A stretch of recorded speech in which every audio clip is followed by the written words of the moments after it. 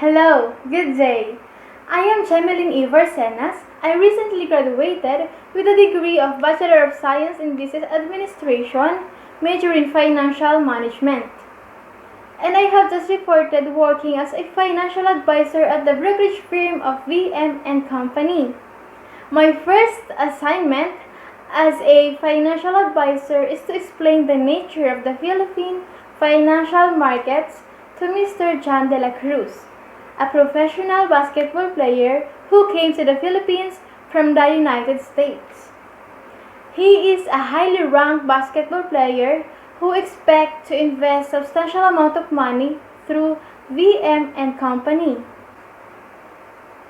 He would like to understand in general terms what will happen to his money. My boss instructed me that I must explain the Philippine financial system to Mr. Jan.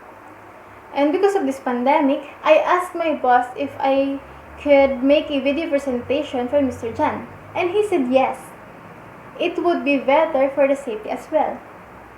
When I finish making the video, I will send it to Mr. Jan so he can understand the Philippine financial system.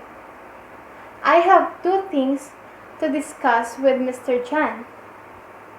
And these two things will serve as a guide and give him an idea about the Philippine financial system. Okay, so the first thing that I will discuss to Mr. Jan is the financial markets. What is the purpose of it? How do they work? So I will read the meaning of the financial markets from the Market Business News 2020. Financial market is a market where buyers and sellers trade commodities, financial securities, foreign exchange, and other freely exchangeable items and derivatives of value at low transaction costs and at prices that are determined by the market forces. Businesses and investors can go to the financial markets to raise money to grow their businesses and of course to make more money. So to state it more clearly, I will illustrate it. Financial market form a vital role. They bring two groups of people together. So I will put the financial market at the center. And also the banks. So what is banks? What is the objective of banks? It's simply that bank's objective is to make money, to make profit. That's really. And as I mentioned earlier, the vital role of the financial market is to bring two groups of people together. The two groups of people are, the first one is the investors or the lenders. They are the people who have money and prepared to either lend it or invest it for a fixed period of time. And if we have investors, we also have borrowers. They are the people who are looking for the capital, like the companies. Company A, Company B, etc. So on, so on, so on. They are looking to borrow money. For example, I will give an example. The company A, or let's say this is company A, wants to expand their business. It is got to get the money from somewhere. Either it is from their past profits.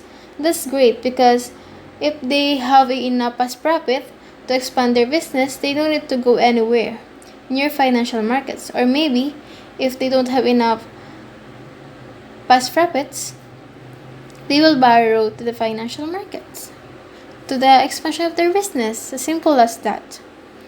And also, what is the purpose of these banks to the financial markets? Banks, as a part of this group in the middle, bring them together, try to make some money. Because as a borrower, you are gonna pay a cost that is somehow has an interest. So take the money and the markets you'll have to pay some kind of return. Of course, you must return what you borrow because it is just borrow. Remember that. As a company selling investor shares in which you will paying the dividends. So As a borrower, you will pay the cost that you has or the money that you has borrowed to the financial markets. As a investor, you will not give your money away for free. That's be ridiculous. So expect something will be back. That is what we call the return. So the investors invest their money to the banks to gain more profit and to make more money. While the company A, or there's a company that needs money for the expansion of their business and they don't have enough money to make it, so they will go to the financial markets or to the banks. The banks is they put some charges or some interest to the money of the investors to gain more profit. So the company A will go to the financial market to borrow the money. And of course, they needed to pay the cost or in return to the financial banks. And the financial banks needs to give the what we call the dividends or the profit that gained by the investors. So that's it. Let's move forward to the ways of investing. Under the financial markets, we have the what we call the money markets. And the other one is the what we call the capital markets. Wherein the money market is a place where short-term investment deals are done. So it is for the short terms. While in the capital markets, it is the long-term investments. Money market, short-term, capital markets, long-term investments. So, when it comes to capital markets, we have two broad types under it. The first one is the equity markets, which refers to the companies sell shares to the investors to raise capital, for raising the capital.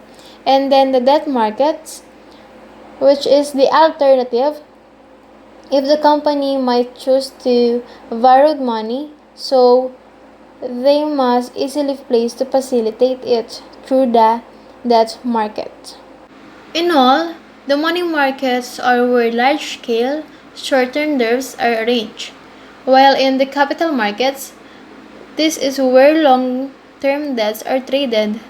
Also includes the securities, includes bonds and shares, and the commodities might be gold, silver, and other metals or agricultural products such as coffee, cocoa, wheat, corn, and so on. Financial markets exist to facilitate lending or investing and borrowing the organizations in the middle to be out of a profit and can split them down into short-term activity and long-term activity.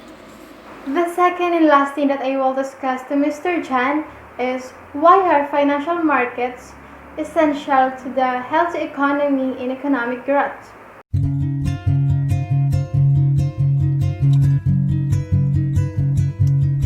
So, financial markets is common to each country. They play a big role to the economic growth as well as access strength of the economy. Some countries have small markets, while some has big financial markets.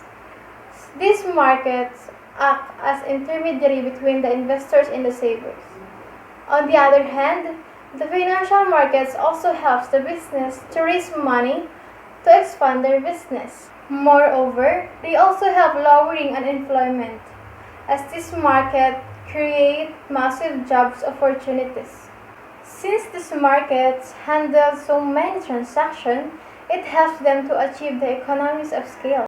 For an economy to be successful, it is crucial that the money does not sit idle. The financial market helps to efficiently direct the flow of savings and investment in the economy in the ways that facilitate the accumulation of capital and the production of goods and services. Well-developed financial markets and institutions, as well as a diverse array of the financial instruments and products, suits the needs of the lenders, borrowers, and as well as the overall economy. So, based on the study of Lopez and Especial 2002, which is entitled The Study of the Financial Structure and Macroeconomic Development, the result of their study is there is a positive relationship between the financial development and economic growth.